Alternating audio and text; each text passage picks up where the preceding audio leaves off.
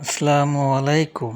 আজ একটি গুরুত্বপূর্ণ ফসল নিয়ে এবং ফসলের চাষাবাদ নিয়ে আলোচনা করব শসা।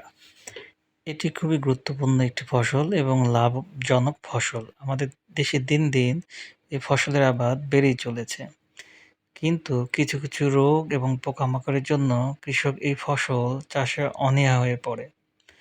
তার প্রধানত একটি রোগ সেটা হচ্ছে এই পাতা কুঁকড়ে যাওয়া।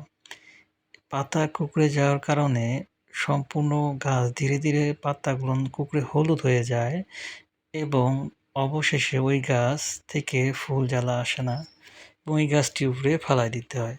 ঠিক পাতাগুলো যদি এরকম করে নাড়াচাড়া করেন দেখবেন সাদা কিছু পোকা উঠছে। এগুলো হচ্ছে সাদা মাছি বলে। এরা পাতার নিচে বসে রস চুষে খেয়ে ফেলে এবং পাতা ধীরে, ধীরে সবুজ অংশ খেয়ে ফেলার কারণে পাতা হলুদ হয়ে যায় এবং পাতা কুঁকড়ে যায়।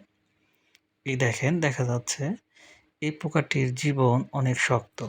সেক্ষেত্রে স্প্রে দিতে হবে বায়োক্রপ সায়েন্সের মোভেন্টো ঔষধ স্পাইরোটেট্রামেট গ্রুপের ১৬ লিটার পানিতে ২০ ml এবং এর সঙ্গে এমিটাভ বা টিডো ১৬ লিটার পানিতে ৬ থেকে ৭ ml প্রথমে স্প্রের পর ৫ থেকে ৭ দিন পর পুনরায় স্প্রে দিতে হবে।